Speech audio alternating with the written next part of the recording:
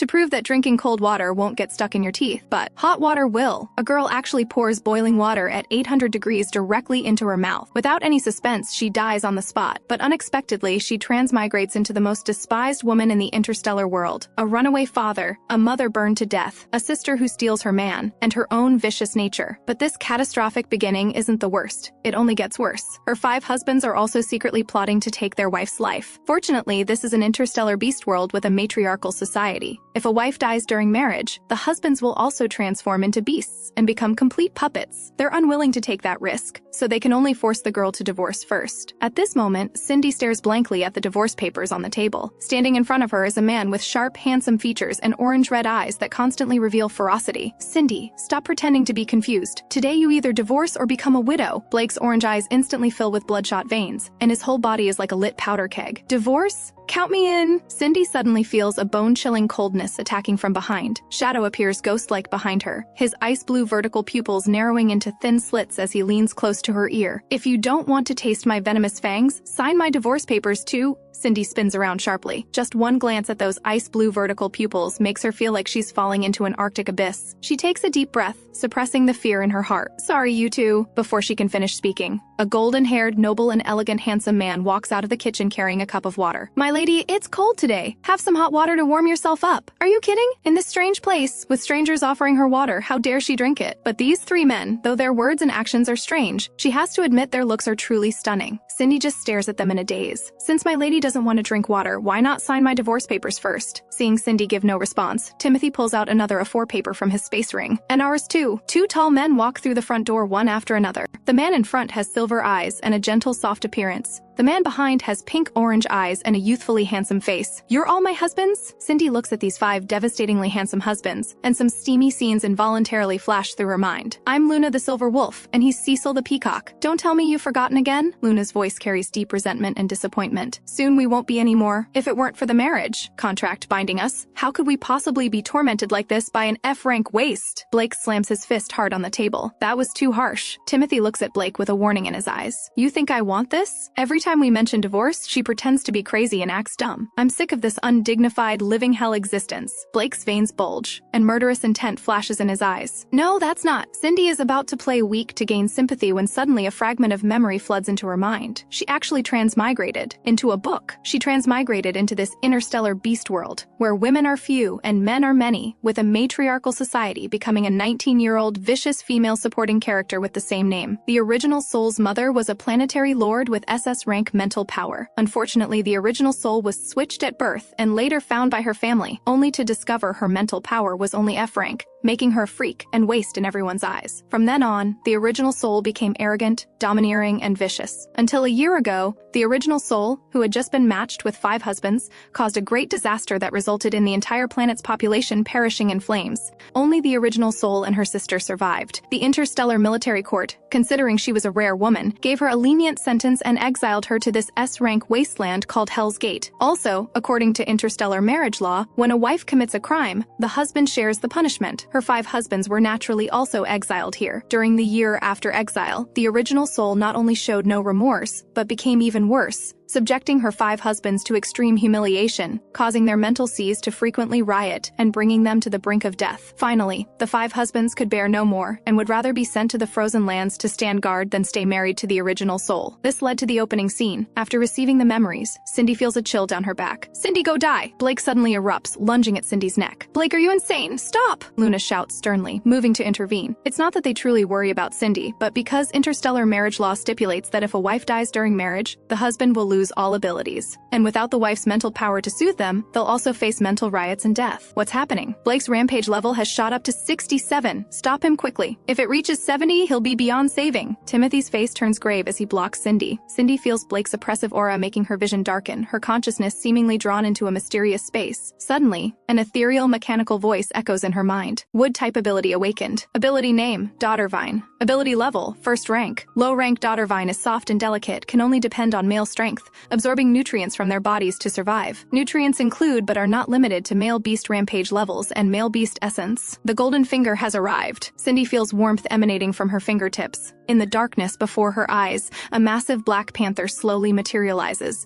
It's covered in wounds, glaring at Cindy with murderous intent. After roaring at Cindy with bared teeth, it collapses unconscious. The surrounding ground suddenly cracks and collapses violently, while the panther's wounds rapidly fester. Is this Blake's mental landscape? And is this wounded panther Blake's mental entity? Following the original soul's memories, Cindy gently places her palm on the panther's forehead. The daughter vine seedling at her fingertips quickly spreads and covers the wounds, and the panther's injuries begin to slowly heal. The panther, originally fierce and ruthless, slowly opens its eyes and affectionately rubs against Cindy's calf. Sorry, my current mental power can only do this much. Cindy strokes its head, then slowly stands up, suddenly feeling dizzy and wanting to fall into deep sleep. As an invisible force sharply cuts the mental thread, both Blake and Cindy in the room simultaneously go limp and collapse. What happened? Blake's rampage level dropped to 55. Even an SS rank woman couldn't do that. Could it be my lady? But her mental power is only F rank. Lowering it by 0.5 would be impressive. Timothy feeds Cindy a green potion. Are you crazy? That's your only life-saving medicine. Luna's eyes widen in disbelief. The divorce papers aren't signed yet, so the lady can't die. And didn't you notice the lady seemed different just now? Her eyes, temperament, speech. It's like she's not the same demon we knew before. Timothy continues treating Cindy. Also, Blake will probably sleep for a long time. Shadow, you're on night watch tonight. Cecil and Luna, you two guard him? Cecil looks at Timothy suspiciously. What about you? I'll guard her. Timothy steadily lifts the unconscious Cindy and heads upstairs to the bedroom. Cecil stands frozen for a long moment before snapping back to reality. Shadow, Luna, did you notice he's acting very strange tonight too? Fool! I see he refuses to admit defeat until faced with overwhelming evidence. Shadow's face is full of mockery as he sneers and turns to leave. Only Cecil and Luna remain in the living room staring at each other. Soon, very soft snoring comes from Blake on the sofa. Both men's eyes widen in shock. They rarely heard snoring after turning 18. After male awakening abilities bring mental sea riots, the higher the rampage level, the more severe complications like headaches become, making good sleep nearly impossible unless a woman with extremely high mental power helps with conditioning. Luna stares at Blake, closes his eyes to sense. Steady breathing, deep sleep, just like he'd received. Deep conditioning from a mid to high rank woman. Could it really be her? Both look up toward the upstairs simultaneously. Meanwhile, in the upstairs bedroom, Cindy looks at the unfamiliar environment with confused eyes. She quickly searches the original soul's memories and realizes she's in the house's bedroom, also the only bedroom in this small house. Being exiled to a wasteland, but considering women are precious, she was allocated a bedroom with a bathroom. As for her 5 husbands, when not on night watch or participating in labor reform missions, they must spend at least 4 hours daily in the dark dungeon. Essentially, the original soul committed crimes while the husbands were punished. Cindy mentally curses the foolish original soul another 100 times. You're awake? Timothy approaches with a gentle smile, a hint of barely detectable inquiry flashing behind his glasses. Is Blake okay? Timothy's fingers, which were adjusting the medicine, suddenly freeze. My lady actually learned to care about people. Since you're awake, drink this medicine first. A pungent smell enters her nostrils, making Cindy frown involuntarily. I forgot my lady's neck is injured and she can't move. He drinks a mouthful of the medicine and leans down towards Cindy. Cindy instinctively grabs the bedsheet tightly, then closes her eyes, her long lashes trembling restlessly on her eyelids. Timothy's face gradually approaches until Cindy can clearly feel his warm breath gently brushing against her face. Just as Cindy is torn with confusion, Timothy suddenly stops less than 3 centimeters from her red lips. The medicine flows into Cindy's mouth in vaporized form. Cindy's ears instantly turn red, the blush spreading from her neck to her cheeks. It's finished. I thought what? Timothy's lips curl into a playful smile. Nothing. Cindy waves her hands frantically, not daring to meet his eyes. My lady seems to have become more timid. Cindy feels speechless hearing this. If I were bolder and more bad-tempered, I'd be dead by now. Fortunately, among the 5 husbands, there's at least one who's decent to her. But why are they all clamoring for divorce? While Timothy seems different toward her, the original soul's memories contained very little evaluation of the 5 husbands. She decides to cling to one reliable ally first, and take things step by step. I'm a bit thirsty. Could you go downstairs and get me some warm water? Timothy smiles warmly and heads downstairs. Only then does Cindy quickly touch her bracelet to check information. This exists like a phone. After reading it, her heart sinks. Not one of her 5 husbands is easy to deal with. What is my lady thinking about? A gentle voice suddenly sounds. Cindy, who was thinking with her eyes closed, jumps and almost cries out, "Sorry for startling, my lady." Timothy then skillfully half lifts her, helping her sit more comfortably. Cindy steadies herself, her mind racing. Thinking about you. Really? Timothy's pale, handsome face immediately moves a few inches closer. Cindy looks at the face so close to hers, unconsciously moistening her lips and softly humming in agreement. She's not lying. She was indeed thinking about how to handle Timothy and the other 4 husbands. She knows that tigers, especially Leo tigers, have extremely strong desires for control and possession. So in front of Timothy, she decides to play the role of a gentle, obedient kitten to earn temporary protection and peace. My lady is really different today. Timothy's lips curve slightly upward as he prepares to stand up. Suddenly, eerie howls and Shadow's angry shouts come from outside the window. There's no moon tonight. Puppet corpse legions are coming. Timothy sets Cindy on the bed, preparing to go downstairs. Can you not leave tonight? I'm so scared alone. Cindy's fear is unfeigned, as real as the dangerous aura rushing in from outside the window. Timothy looks at her, a barely perceptible contemplation flashing in his eyes. Tonight's puppet corpses are numerous. I need to help downstairs. How about we go down together? Okay, wherever you go, I'll go. Cindy's eyes are determined as she nods firmly. Timothy raises an eyebrow slightly, curiosity flashing in his eyes. Aren't you scared anymore? Scared, but with you here, I'm not as afraid. After saying this, Cindy feels goosebumps all over her body. Hearing this, Timothy decisively lifts her up. Having her around is good. After all, he clearly heard that Blake's rampaging mental sea was most likely calmed by her. He just can't figure out how she, with F-rank mental power, managed to do it. Arriving downstairs, the room is pitch black, and Blake is nowhere to be seen on the sofa. Timothy carefully places Cindy by the sofa. You're going to fight puppet corpses too? Cindy looks shocked, her eyes full of confusion. Tonight's low-rank puppet corpses. One more person means one more strength. Timothy nods slightly, his eyes determined. This house is provided by the interstellar prison and has some protective functions. Stay inside and don't come out. Cindy watches him disappear. Thinking to herself that her husbands are quite united in private, Cindy takes a deep breath and slowly moves toward the window. When she sees the battle scene outside clearly, she nearly collapses. She finally remembers why this wasteland is called Hell's Gate. This place isn't just an exile site for serious criminals, it's also a distribution center for puppet corpses. Every moment, puppet corpses surge into this planet through time rifts, along with other strange mutant beasts. Cindy can't help but shiver. Without the protection of 5 husbands, forget 100 years of exile, she probably wouldn't see tomorrow's sun. This marriage absolutely cannot be divorced. She needs to turn enemies into friends. But to reverse the original soul's vicious impression, whether through acting or other means, she needs to think carefully. While pondering, the space lock on the door suddenly opens, and 4 tall figures file in. Timothy has some bloodstains on his face and body. He just glances at Cindy indifferently and heads to the kitchen. Luna's arms have grown a layer of fine wolf fur. Cecil's head is full of ruffled peacock feathers. Shadow, walking last, is basically covered in snake scales. He sneers coldly and lies down on a sofa. Cecil and Luna look at Cindy with conflicted eyes. They want to seek help,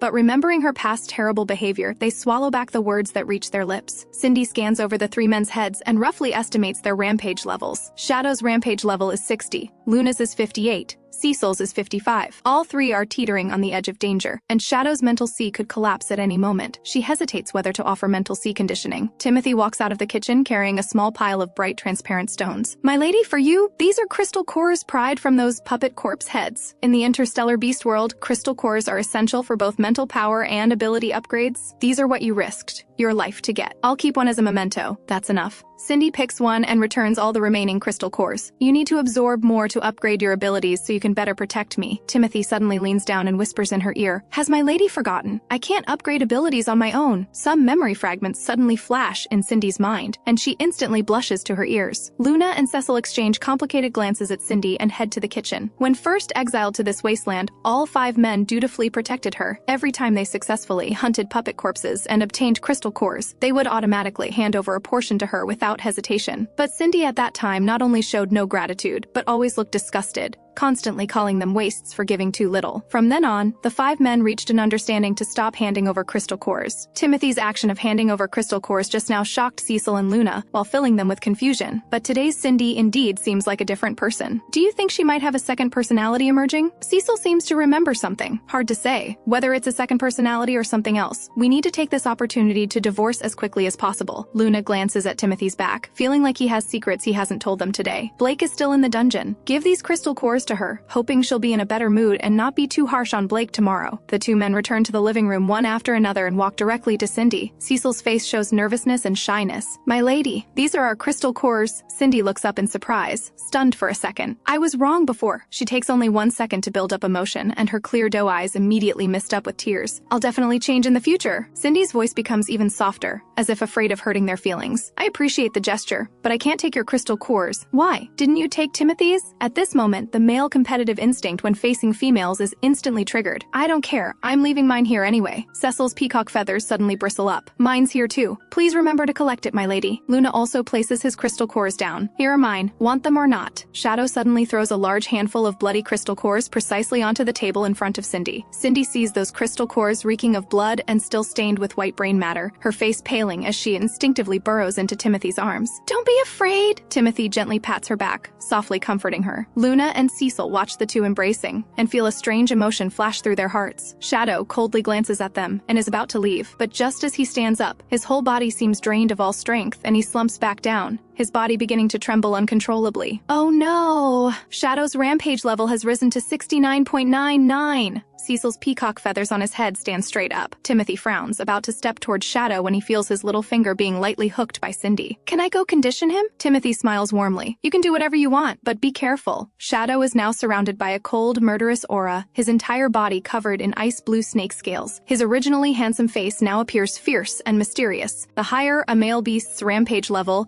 the more obvious their beast transformation becomes. Cindy's body trembles slightly as she walks forward, as if facing not a person but a primordial beast. Stopping 1 meter away from Shadow, Cindy's voice is gentle with genuine concern. Shadow, your rampage level is too high. Let me help you. Don't need your fake sympathy. Shadow's blood-red vertical pupils glance at her, his previously slumped body instantly straightening, clearly rejecting Cindy's approach. Looking at Shadow, Cindy feels increasingly panicked. For women below A rank, the best way to use mental power to condition partners is forehead-to-forehead contact, as this is the fastest way to enter the other's mental sea. Looking at Shadow's face covered in ice blue snake scales and bloodstains, then thinking about touching foreheads with him, Cindy's palms instantly break out in cold sweat. Don't be afraid, I'm right behind you. Timothy's eyes show a hint of anticipation. Did he mishear before, or can she really calm Shadow down like she did with Blake? I'd rather die than let you handle me. With your pathetic mental power, save it for when puppet corpses come to save yourself. Shadow's chest heaves violently with anger, and his wounds tear larger from the movement, bright red blood seeping out. Seeing this, Cindy's eyes immediately redden. I can do it, trust me. She bites her lip,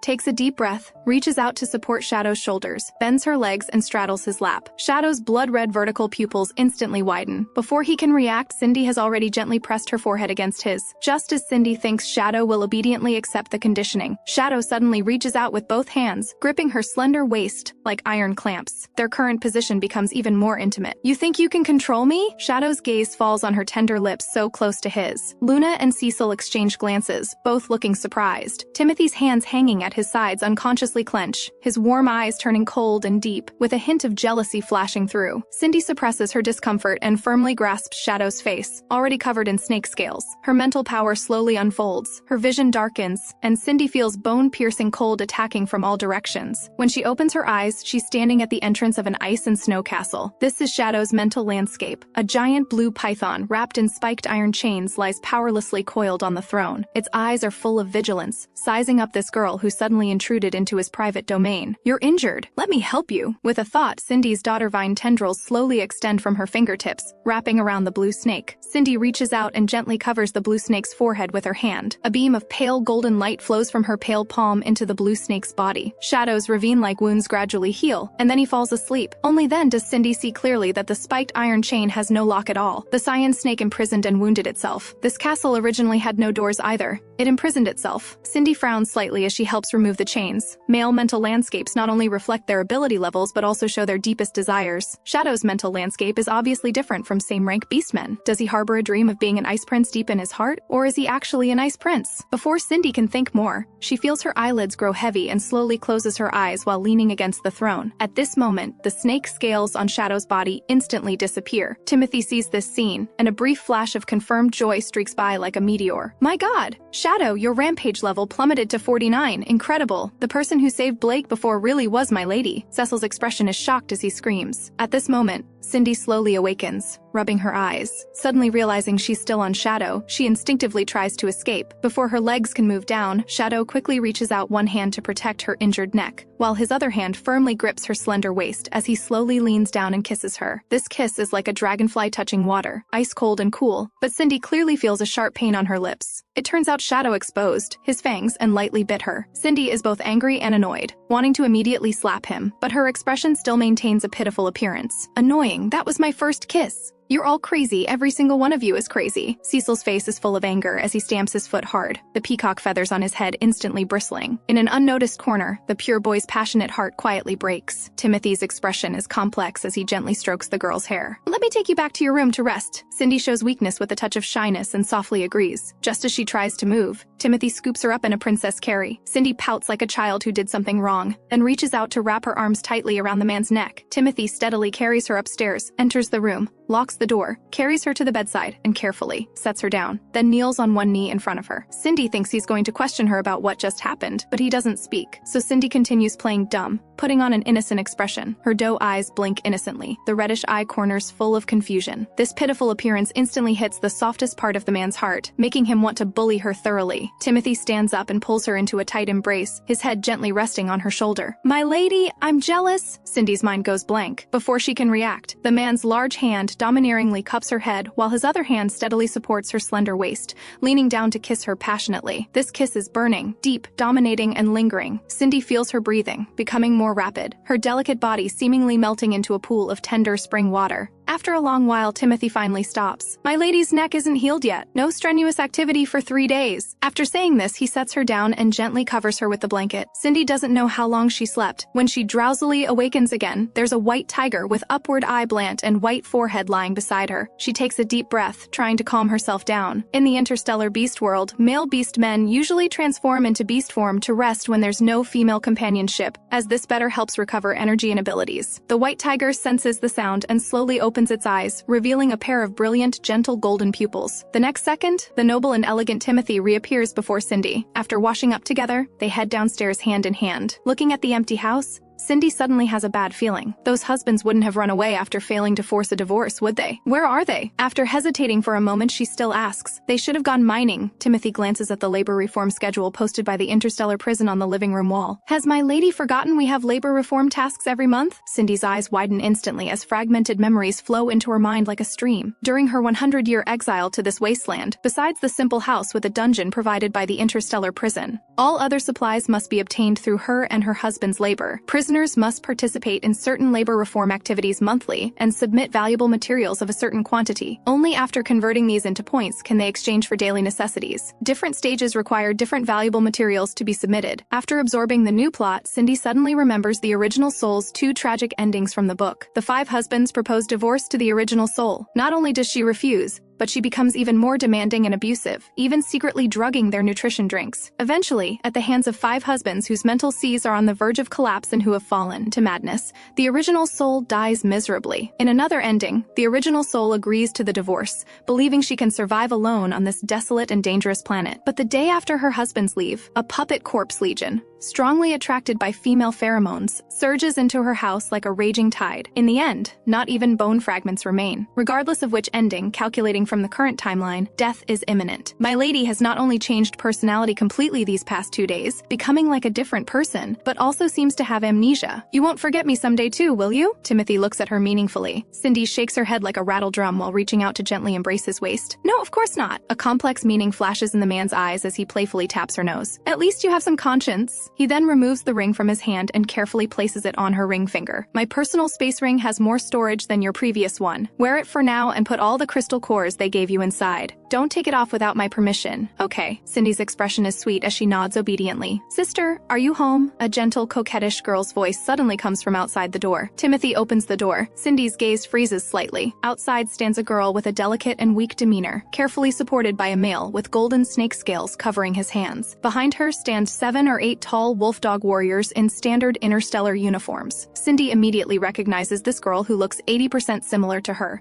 It's the book's female protagonist, fake heiress Wendy, Wendy, who was mistakenly raised by her mother for 5 years and naturally possesses B-rank mental power. Seeing Cindy appear with Timothy close behind her, Wendy's eyes suddenly brighten, her voice becoming more joyful and tender. "So good! I finally found you, sister." The 8 wolf-dog warriors behind her look startled when their eyes meet Timothy, quickly bowing in unison. Timothy, standing tall behind Cindy, merely nods slightly without speaking. Cindy focuses entirely on Wendy's face, which is so similar to her own plastic surgery face, not noticing these details. After a brief moment of contemplation, she curves her lips into a mocking arc. "My mother's belly only crawled out me. Where does this supposed sister come from? Even if there was one, she'd probably be dead in some corner by now." While speaking, information about Wendy suddenly floods her mind, though not comprehensively. She only knows Wendy is the book's female protagonist who, under the fake heiress identity, makes a comeback and thrives. After experiencing a mysterious encounter, she awakens extremely rare SS-rank mental power. But what this special encounter was, Cindy's absorbed plot only mentions it briefly without details. Then comes adult Wendy suddenly at odds with the original soul. Also, after the original soul was found at age 5, her mother didn't send away mistakenly raised Wendy but continued, raising her as an adopted daughter on Prosperity Planet 3. Young Wendy was obedient and lovely, with no presence before the original soul. However, after awakening B-rank mental power at 18, she privately sought interstellar cosmetic surgery, making herself 80% similar to Cindy's appearance. Later, for unknown reasons, after seeing Wendy's plastic surgery face, the original soul completely broke down and exploded on the spot. Afterward, news of the original soul's F-rank mental power test results and her arrogant, domineering, vicious behavior spread across the star network overnight, causing this highly watched unmarried woman to instantly become notorious and fall to rock bottom. More surprisingly, after being cyberbullied by interstellar citizens, the original soul actually colluded with dark forces to ransack Prosperity Planet and set it on fire. Even more puzzling was that only Cindy and Wendy survived the entire planet. Wendy was acquitted due to an alibi, while Cindy became a serious criminal despised by the entire interstellar community, exiled to the wasteland for 100 years. Later, Wendy publicly declared that to repay the kindness of the family's upbringing, she would voluntarily apply to participate in exile to atone for Cindy's sins. In an interstellar interview, she tearfully said, "Though this wasteland is extremely dangerous, it's precisely because of this danger that the warriors stationed here need female comfort even more." Being only 19 with B-rank mental power, everyone felt sorry for her situation while admiring her benevolent kindness. With public support, young Wendy became one of the 12 deputy lords of Darkstar. Though the content isn't extensive, Cindy, who read various novels in her previous life, quickly detects the suspicious elements. But now isn't the time for confrontation and verification. "Sister, how can you say that about your sister?" Wendy isn't surprised by Cindy's harsh words but feels secretly pleased instead. Whether it's the parents,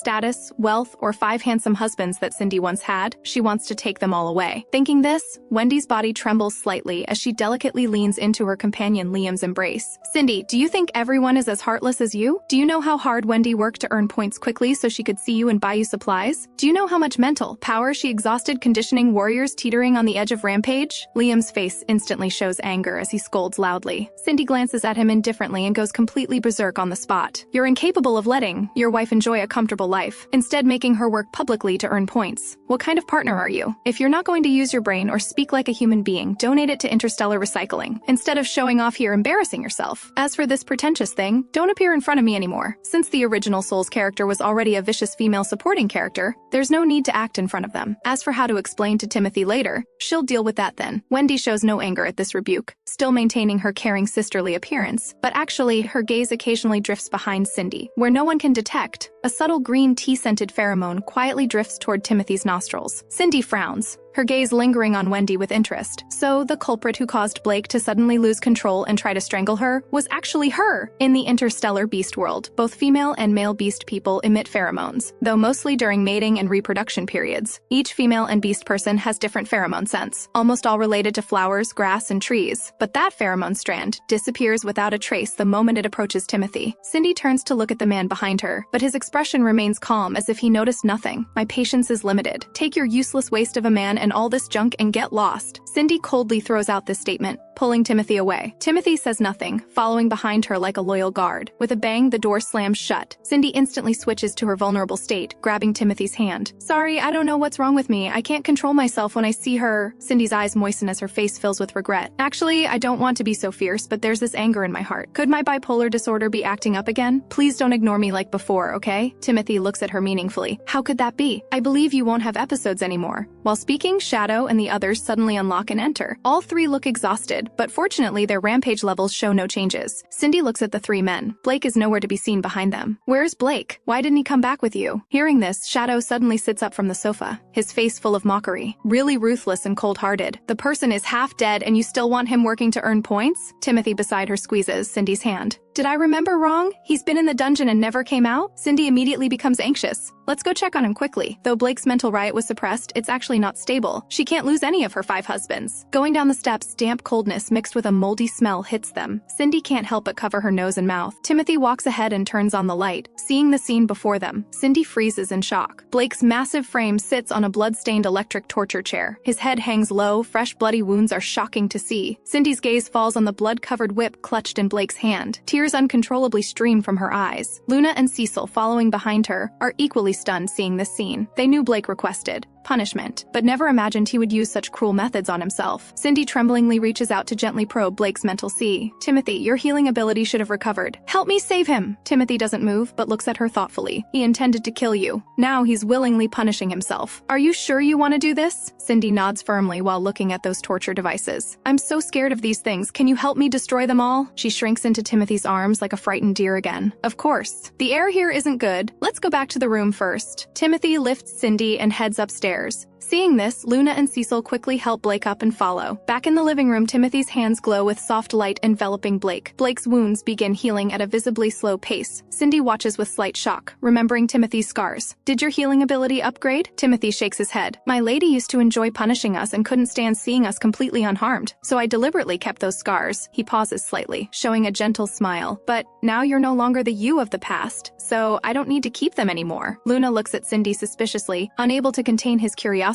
She's not the her of the past? What does that mean? Earth philosophy? Timothy looks at Cindy with tenderness. Haven't you noticed my lady has been completely different from before these past 2 days? If it were the former my lady, seeing Blake self-harm and seriously injured would only excite her. She might even step forward and add a whip strike, not react like this. After hearing this, Cecil purses his lips. If I remember correctly, my lady has only had 3 periods of such stable emotions since becoming an adult. First was marriage registration, second was exile to the wasteland, and third is now. Let's hope she doesn't suddenly have a bipolar episode again. He looks at Cindy, who's now watching Blake with worried eyes, and can't help but hang his head with a deep sigh. In 5,000 years of interstellar history, the luckiest and unluckiest male beast men are probably these 5. A year ago, there were no fewer than 1,000 males with 100% genetic compatibility with Cindy across the interstellar community. After strict screening, only these 5 were fortunate enough to qualify for marriage. But unexpectedly, the day after completing marriage registration with Cindy, Prosperity Planet suffered a catastrophic disaster. They hadn't even had time to set foot on Prosperity Planet with their generous dowries and the expectations and hopes of their respective backing forces when they were directly sentenced by the interstellar military court to have all assets frozen and be exiled with Cindy for 100 years. Cecil, who had been sent to Prosperity Planet as a child husband since childhood, feels particularly wronged. Blake, you're awake! Cindy's voice pulls Cecil's thoughts back. Timothy vigilantly blocks in front of Cindy. Blake looks at Cindy, his eyes full of regret. My lady, I once wanted to divorce you, even wanted to kill you, but that night I really wasn't in control. I smelled a female green tea-scented pheromone. Hearing this, Cecil's fur instantly bristles. Within a 10-mile radius, it's completely desolate. At night, puppet corpses appear from time to time, so no one would come out. Where did this suddenly appearing female come from? Why did she target you specifically? Blake shakes his head helplessly, his expression full of guilt. I don't understand either, but it's true that my momentary impulse hurt my lady. Timothy remains calm. Luna and Cecil look completely astonished. Cindy's complete personality change after awakening from unconsciousness 3 days ago was shocking enough, but who would have thought Blake also seems like a different person? Luna stares at Blake gravely. Blake, my lady has already conditioned your mental sea, which means she no longer holds grudges about what happened before. You really don't need to fabricate such lies. Cindy looks at Blake with heartache. He's not lying. I also smelled that pheromone, and I know who she is, but I can't tell you right now. A flash of blood-red killing intent appears in Blake's orange pupils. Why won't you tell me? Timothy holds Blake down and explains. If she can use pheromones to stimulate your mental sea once, she can do it a second time. If you really want revenge, wait until your abilities improve. Otherwise, you're just going to your death. Hearing this, Cecil and Luna exchange glances, full of confusion. They always feel like Timothy knows many things. Blake clenches his fists, but ultimately chooses silence.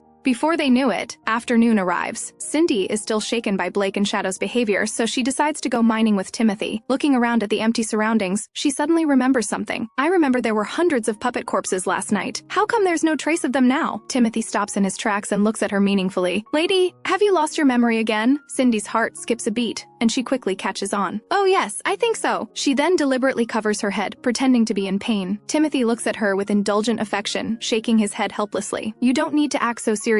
Though thinking this, he still pulls her into his embrace. A stream of pale golden light flows from his palm. Your body is a bit weak right now. Remember to absorb those crystal cores when we get back tonight. Then he changes the topic. About those puppet corpses, lady. Do you really not remember anything? Cindy's eyes are clear as she shakes her head. They felt a lot like zombies. But why are they called puppet corpses? Timothy reaches out to ruffle her hair. Because zombies cannot be controlled, while puppet corpses can be manipulated by dark beastmen. Dark beastmen? Cindy vaguely remembers hearing this term before, but she didn't pay much attention at the time. Timothy takes out a cushion, sits down, and patiently explains. Male beastmen in the interstellar beast world not only awaken abilities at 18, but also simultaneously differentiate into light beastmen and dark beastmen. Areas where dark beastmen use their abilities generally lead to dark chaos. Areas where light beastmen use their abilities tend toward order and purification of all evil. So light beastmen have always been committed to maintaining the existing world rules and order. Dark beastmen, like the Zerg, are common enemies of all light beastmen. Puppet corpses are formed when mutant beasts undergo a second mutation after death. Dark beastmen naturally have the ability to control puppet corpses. After puppet corpses die, they're all recalled by the dark beastmen. When the time is right, they'll resurrect and make a comeback. Cindy's lips part slightly. She feels like she's listening to a fairy tale that seems so distant from her. Perhaps it's because this barren planet she's been exiled to has such primitive and original terrain. But now she finally understands why the original soul was arrested by the interstellar military court after the catastrophic disaster on the Prosperity Star. This is somewhat like treason in the original world. However, how could the original soul, a barely adult F-grade mental power waste, possibly unite with dark beastmen to destroy an entire planet? This sounds absolutely incredible. Didn't anyone in the interstellar military court suspect this? Cindy feels her thoughts are wandering too far, so she quickly shakes her head to refocus. Since male beastmen are divided into light beastmen and dark beastmen, what about females? Timothy glances at her. There's only one dark woman in the entire galaxy. Legend says her mental power is extremely rare S grade, and she can awaken abilities, just like male beastmen. Her ability is also a rare 10th tier. Without exaggeration, the dark woman alone possesses the power to destroy the galaxy. Cindy is stunned. That powerful? Where is she now? Is she a bad person? Although Cindy also possesses both mental power and abilities, her abilities are golden fingers from crossing over, different from the dark woman's self-awakened powers. Regarding whether the dark woman is good or evil, Timothy doesn't take a clear stance. Historically, there will only be one dark woman. According to galactic calculations, she should appear soon, and dark beastmen spend their lives seeking to follow the dark woman, remaining loyal to her for life, following her lead in everything. Cindy reaches up to steady her nearly dropping jaw. Doesn't this mean all dark beastmen would be her harem? Timothy is amused by her words and flicks her forehead. What, are you envious? Cindy doesn't answer but makes a throat-slitting gesture. In that case, wouldn't the light beastmen try to eliminate her while the dark woman is still young? After all, capture the leader first. Timothy shakes his head. The dark woman isn't born as the dark woman. She's a woman with the most powerful S grade mental power who, after experiencing despair and hellish pain, breaks through and differentiates through some kind of opportunity. Cindy suddenly remembers the plot about Wendy obtaining some opportunity to become a S grade woman. What exactly was that? Timothy is very surprised to hear this. Lady, do you truly remember nothing? Yes? Cindy looks completely innocent. Timothy's eyes flash with something unusual. Then he reaches out to pat her head. It seems Lady has lost quite a lot of memories, but precisely because of this memory loss, the current lady is much more adorable than before. The man finishes speaking and cups her chin, leaning down for a gentle kiss. Cindy bounces out of his arms like a startled rabbit. We still need to go mining. Scaredy cat. Timothy looks at her indulgently, reaching out to tap her nose. Then he uses a crystal core to draw a circle on the ground. Stay within the circle and don't come out. It can block the dust for you. Then he turns and walks deeper into the mine. Cindy's gaze follows his figure closely, very curious to see how this precious and elegant man mines. She watches him wave his hand forcefully in the air, and a small excavation robot whooshes out from his space. The whole process takes less than 10 minutes. Timothy casually brushes off non-existent dust and strides over to her side. After collecting the materials, he habitually crooks his arm and skillfully lifts Cindy up. Cindy looks guilty, her voice as small as a mosquito's hum. I'm sorry. Timothy looks down at her for a moment. Without asking why she's saying this, he just reaches out to gently ruffle her hair. It's not your fault. Cindy has a hesitant look, like she wants to say something but stops herself. She originally didn't want to ask more foolish questions, but keeping it bottled up inside inside feels uncomfortable. Timothy takes the initiative to speak. Does Lady have something she wants to ask? Caught in her thoughts, Cindy presses her lips together and shakes her head in denial. Lady has amnesia, so having questions is normal. Ask whatever you want to ask. I promise not to laugh at you this time. Timothy stops walking and looks down at her with indulgent eyes. After thinking it over, Cindy finally speaks up. Why do you mind so fast? Shadow and the others went out this morning and haven't returned for ages. They're not digging with their hands, are they? Timothy chuckles. They use offensive abilities to directly destroy ore. I use spatial abilities to detect ore hearts, so I'm faster. But they're not slow either. Cindy suddenly understands.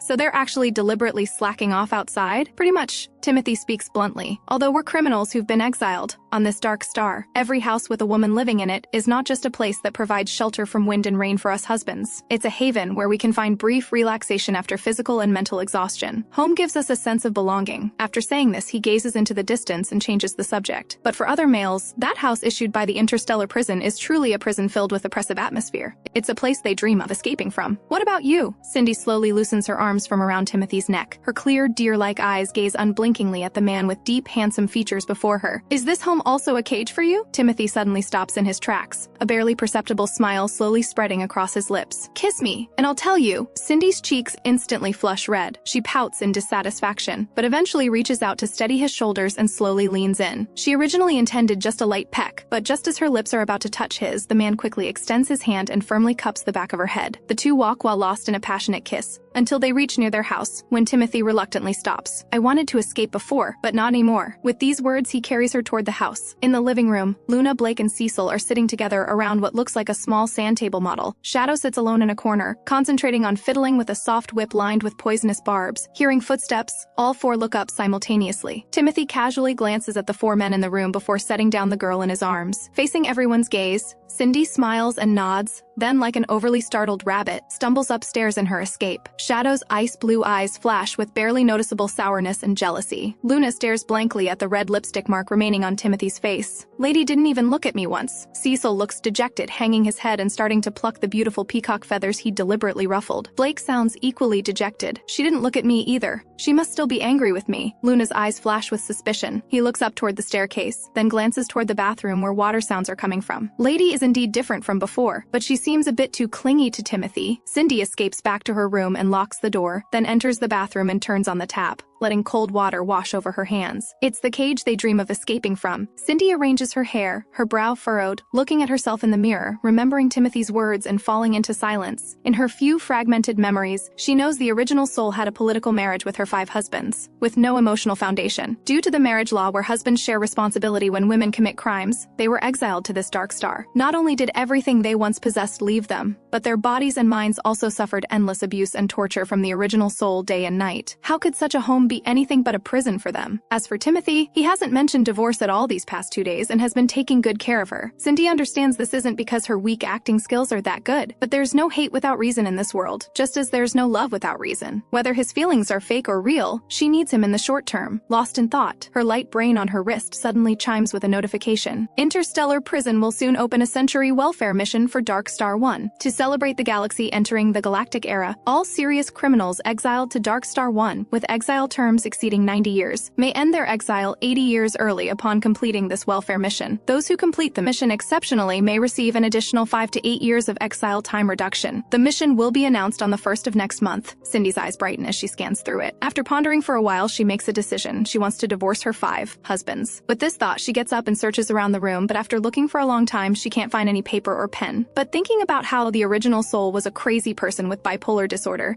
she can understand this. So she opens her light brain again. Only then does she discover it supports friend chat and calls. Judging from what Timothy reveals and the apps previously seen on the light brain, this interstellar prison-issued light brain most likely monitors all their chats and communications. But as long as she doesn't say anything against prison management rules, she doesn't need to worry too much. She opens the chat window and starts organizing a pile of divorce clauses like a memo. Suddenly, there's a knock at the door. Cindy hesitates before slowly going to open it. Timothy is wearing a white bathrobe, radiating alluring charm. The white silk bathrobe hangs loosely on his body, displaying his supermodel-like physique. A few damp golden strands hang lazily on his forehead. His broad shoulders, lean waist, firm abs, and straight, long legs make Cindy unable to look away. Timothy keenly catches her gaze. What is Lady thinking about? Nothing. Cindy's cheeks burn as she hurriedly looks away. I'm just a bit hungry. The nutrient solution tastes good and is filling, but having grown accustomed to Earth's cuisine, she's feeling a bit peckish now. Timothy's lips curve slightly upward, deliberately misinterpreting her meaning. Hungry? Then I can. Cindy feels herself being lifted and finds herself on the sofa. Her heartbeat suddenly accelerates, and some steamy scenes uncontrollably flash through her mind, making her whole body shudder. She had originally planned to find an excuse to keep him tonight and then upgrade her daughter Flower, but now she thinks better of it. Being struck by lightning to death in her past life was ridiculous enough. If she died a different way, Cindy shudders again. Timothy's breath draws near. He grinds his canine teeth slightly, his warm voice carrying seduction. What style of dishes would Lady like? Cindy is about to struggle and escape when her stomach very uncooperatively growls. Timothy's hand, which was pretending to unbutton her clothes, suddenly stops. A triumphant smile curves his lips as he reaches out to pull her up.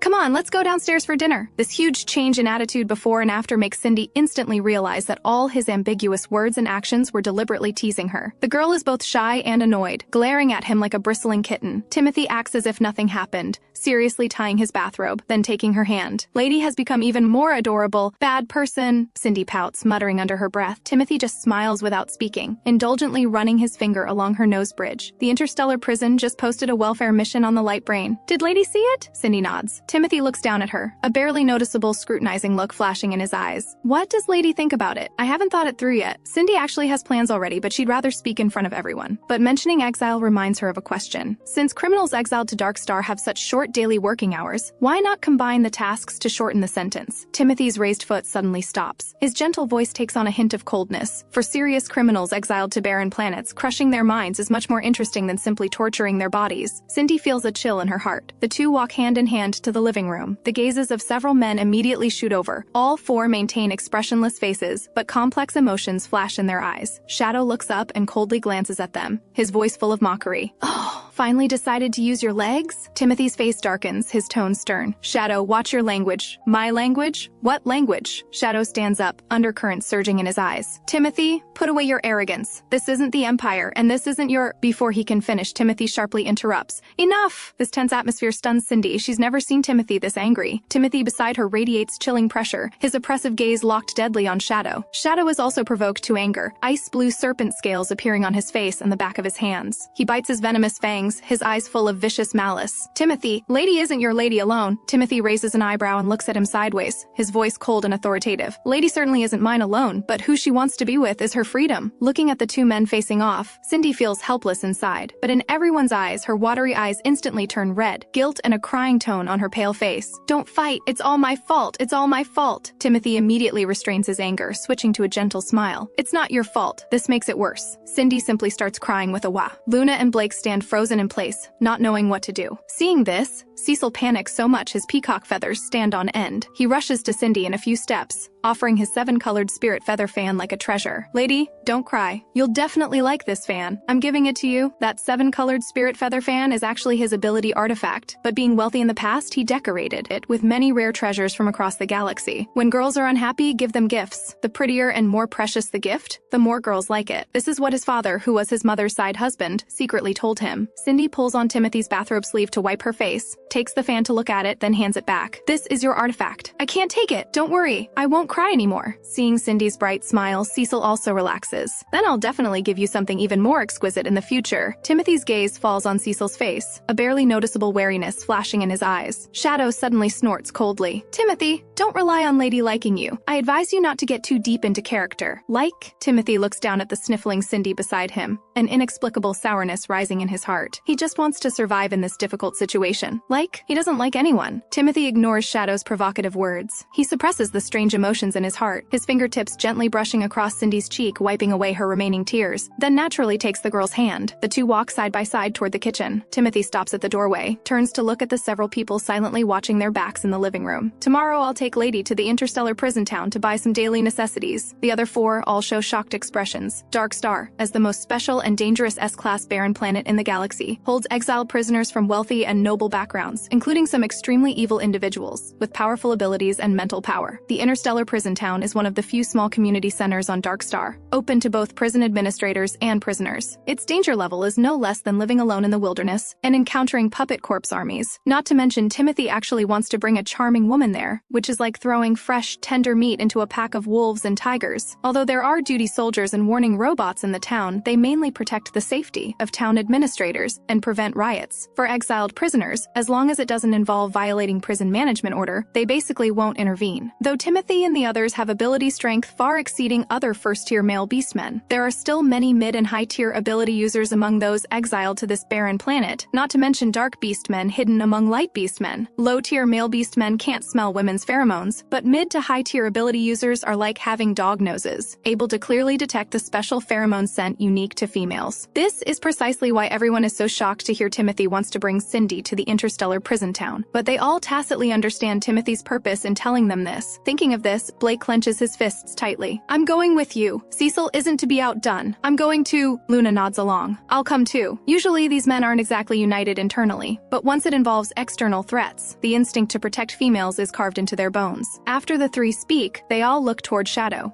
After all, in terms of combat power, he's the strongest among them. Shadow covers his mouth and yawns, looking lazy and impatient. "Really?" In the distance, the girl's expectant gaze falls on him. The words "bunch of weaklings" get stuck in his throat. "Really boring. I want to sleep. If you don't want to die halfway, wake me when we're leaving." Everyone looks at the arrogant Shadow with disdain. But Cindy suddenly calls out to him carefully. "Shadow, I have something I want to discuss with everyone." Timothy raises an eyebrow slightly, his gaze casually sweeping across her face. "Didn't Lady say she was hungry?" Timothy speaks while opening the refrigerator to take out a bottle of mixed vegetable and fruit nutrient solution. "Whatever you want to say, eat first." But Cindy doesn't speak, just looks at Shadow with pitiful eyes. The latter's eyes dodge as he strides over and jumps back onto the sofa to rest. "Eat quickly. I don't want to wait too long." After drinking the nutrient solution, Cindy returns to the living room with a cup of hot water Timothy poured for her. Cecil, Luna, and Blake sit upright with serious expressions. Shadow has his hands behind his head, chewing on some old wild grass from who knows where, staring straight at the ceiling. "Lady, what do you want to tell us?" Timothy sits down beside her, holding her hand. Cindy takes a sip of water, her lips moving slightly. "Before I say it, I want to ask everyone a question first." Cindy takes a deep breath, as if making a huge decision. "Do you all want to divorce me?" As soon as the question comes out, the living room instantly becomes so quiet you could hear a pin drop. Cecil, Luna, and Blake look at each other, their eyes full of shock and confusion. Shadow, who was originally lying there chewing grass, suddenly sits up, looking at her suspiciously with probing light in his eyes. Timothy's eyes flash with barely noticeable confusion, his gaze fixed intently on the girl. Luna is first to break the silence. "Does Lady want to hear the truth?" Cindy nods. "Yes, of course." Luna hesitates for a moment. "Yes, I know I wronged everyone before, but I've decided to change for the better now. Do you still want to divorce me?" Cindy's voice becomes increasingly gentle, with a hint of sobbing. Her eyes are already red and her nose is also reddened. She looks so fragile and helpless that it makes people want to pity her. This time, Luna doesn't answer immediately. He thinks for 2 seconds before slowly speaking. "I still do." With that, he takes out a divorce agreement from his space ring, the very one he prepared to give Cindy 3 days ago. Cecil and Blake are startled, their faces showing surprise and conflict. Shadow looks at Cindy theatrically, his eyes full of amusement. Timothy remains composed, his gaze still fixed on her face. "Okay." Cindy's lips tremble slightly as she reaches out to take his divorce agreement. Blake's heart is conflicted, remembering his past treatment of Cindy. Guilt washes over him like a tide. After much hesitation, he finally speaks. "Lady, I want to divorce too." Cecil remains silent for a long time, feeling somewhat bitter inside. He can see that the recovered lady likes Timothy. If he continues staying by her side, he probably won't even qualify to humble himself. Thinking this, Cecil's heart clenches painfully as he slowly hands over a divorce agreement. Cindy pretends to sigh, her face showing disappointment as she takes it. She doesn't want to look at Shadow, but she has to. The other party's ice blue eyes flash with amusement. "I want a divorce too. Though I gave you my first kiss, you don't need to take responsibility." An A4 paper floats lightly in front of Cindy. Cindy clenches her fists, forcibly suppressing her inner anger as she looks at Timothy, who's closest to her. "What about you?" Timothy's lips curve slightly as he adjusts his gold-rimmed glasses,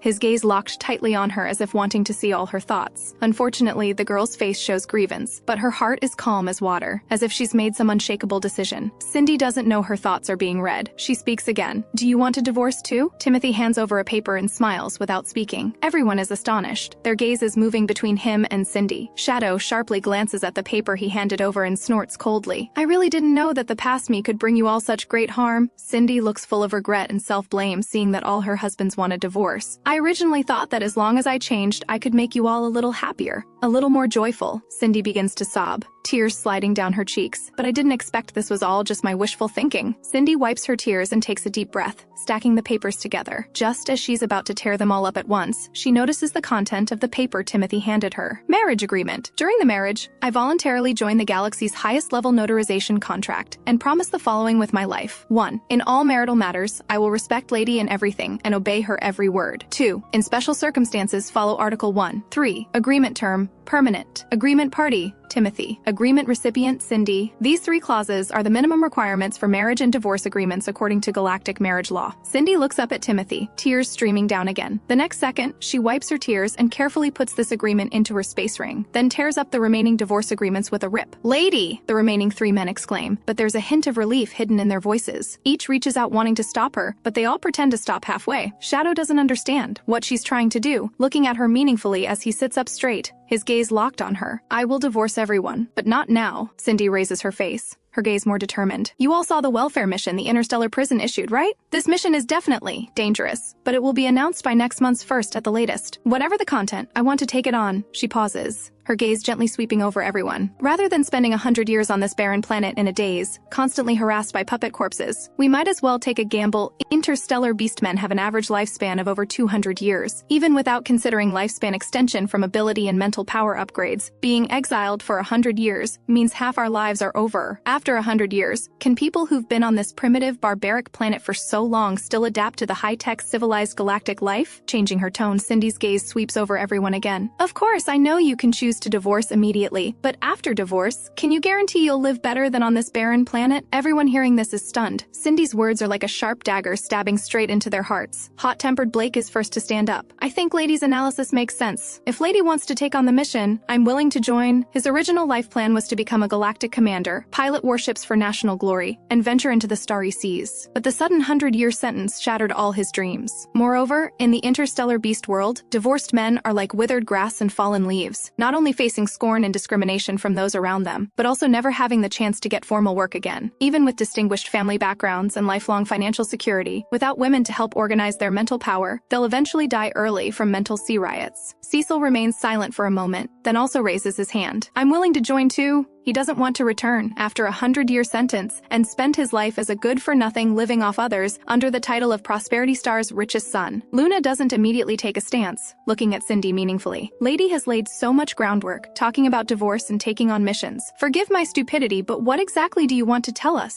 Cindy glances at him. Among her 5 husbands, Blake and Cecil are indeed the most simple-minded, while Shadow and Timothy are the most scheming. She didn't expect to overlook Luna. Timothy remains calm as ever, as if he can calmly accept whatever Cindy says. Having come this far, Cindy feels there's no need to beat around the bush anymore. We can sign a new divorce agreement. These are some clauses I just organized. Take a look. With that, she skillfully opens her light brain and sends the organized divorce clauses to everyone. This divorce agreement's duration matches the validity period of the interstellar prison welfare mission. Cindy clears her throat. During this period, we have a common goal: to do everything possible to complete the welfare mission. Of course, if the welfare mission is certain death, I definitely won't choose it. As long as there's a glimmer of hope, I'll fight for it. During this time, you'll be responsible for protecting my safety, and I'll be responsible for organizing your mental power. As soon as she finishes speaking, several husbands look up simultaneously. If we're lucky, perhaps we can all improve together. After all, only when abilities and mental power improve can we have a greater chance of completing the mission. Speaking of this, Cindy's ears turn red. The way for a lady and husbands to improve together, besides absorbing crystal cores, is through intimate relationships. Cindy continues somewhat reluctantly. Once the agreement period ends, we'll divorce immediately as agreed. I won't stop any of you from leaving then. After finishing, Cindy secretly breathes a sigh of relief. Regardless of whether they can ultimately complete the mission, everyone's level can be improved. Once they have self-protection abilities, why should they be bound by a marriage contract? After all, in this interstellar beast world, where the male-to-female ratio is 1 million, 3-legged toads are hard to find, but 2-legged male beastmen are abundant. She's figured it out, but she has no idea that after hearing this, her several husbands feel like they've knocked over a 5-flavor bottle, feeling awful. Especially Timothy, who's been composed all along, looks at her with increasingly dark eyes. Lady, I have no problem with this agreement, but I'm curious why your mental power suddenly. Cecil voices the suspicion that's been weighing on everyone's minds. Cindy's heart tightens, but her face remains unchanged as she plays dumb, trying to muddle through. This actually Actually, I'm not clear either. Maybe it's heaven's favor. Timothy speaks gravely after hearing this. The specifics don't matter. What's important is whether this will affect Lady's health. Also, her ability to enter mental seas and reduce mental riots must never get out. Everyone nods. The highest mental power level among women on Dark Star is only B grade, and they're few and far between. If other administrators or male beastmen knew Cindy could reach B grade mental power level, they'd never have peace. Additionally, the number of husbands a woman has is related to her mental power level. The higher the mental power level, the more husbands she can have. They don't want anyone else joining their already crowded household of 6. Cecil suddenly asks timidly, "Lady, about intimate relationships during the agreement period." As soon as he speaks, 4 gazes shoot toward him, 2 of them sharp as knives. Cecil feels a chill on his back and quickly explains, "I'm asking for everyone. Among the 5 husbands, 18-year-old Cecil is the youngest and has the lowest status among the distinguished backgrounds." With such humble tone, the other 4 can't say much more, instead looking at Cindy with probing eyes. Cindy's face reddens as she nods lightly. "Intimate relationships, if both parties are willing, of course it's possible." "Lady," Luna asks, "what exactly is our relationship during this marriage period?" Cindy ponders for a second. "We're divorce partners." After finishing, she smiles brightly. "Do you all like this name?" Luna's gaze falls on the girl's face, which radiates faint joy. Remembering how gentle and weak she seemed half an hour ago versus how spirited she is now, he feels puzzled. After a moment of silence, he speaks. "I agree to sign." Cindy looks toward Shadow. "What about you?" "I'm sleepy. We'll talk tomorrow." Shadow doesn't care how ugly Cindy's expression becomes and directly transforms into a snake, coiling on the sofa. This sudden transformation frightens snake-phobic Cindy, making her face pale with terror. She takes a deep breath, forcibly suppressing her inner fear, and looks at Timothy. "What about you?" Timothy just curves his lips meaningfully. "Sign mine, and I'll sign yours." Cecil suddenly looks dejected, muttering quietly, "Lady, have you found someone new and don't want me anymore?" The others also think her current behavior is a bit off. Just as he's about to ask more, Blake's face suddenly changes, crying out in pain with a distorted expression. "What's wrong with Blake?" Cindy, sitting across from him, screams in alarm. Shadow opens his ice blue eyes and looks at her mockingly. "Oh, has Lady forgotten about the collar she put on him?" Among the 5 husbands, Blake has the most explosive and easily angered temper. The original soul, fearing she might accidentally die at his hands, applied to the interstellar prison for this shock collar. Every week it releases high-voltage currents to torture his mind and body, making Blake's life a living hell. Cindy looks completely bewildered. "How do I remove this thing?" Timothy reminds her. "Use your space ring. I think I saw it in your room drawer. Watch him for me. I'll go look." After saying this, Cindy turns and runs upstairs. Shadow watches her retreating figure and suddenly calls out coldly to Timothy. "So after planning for so long, are they finally starting?" Cecil and Luna look at Shadow with confusion. Timothy doesn't respond. He glances upstairs, his deep eyes darkening. Cindy returns to her room and searches for a long time, finally finding a skull-shaped space ring in the bedside table. Without time to examine it closely, she grabs the ring and hurries downstairs. Several husbands hear footsteps and instinctively turn. The girl's efficient, capable appearance as she hurries is completely different from her previous weak demeanor of getting winded after one step. Cindy inadvertently meets several pairs of eyes full of shock and surprise, and her heart skips. Oh no, she was too absorbed just now. Her carefully maintained weak white flower persona has completely collapsed. But she is, after all, an 18th-tier minor celebrity. This kind of unexpected situation isn't enough to make her lose composure. Thinking of this, the plot of a movie about a protagonist with split personality flashes through Cindy's mind. The next second, as if struck by thunder, she suddenly stops in place, her clear eyes filled with confusion.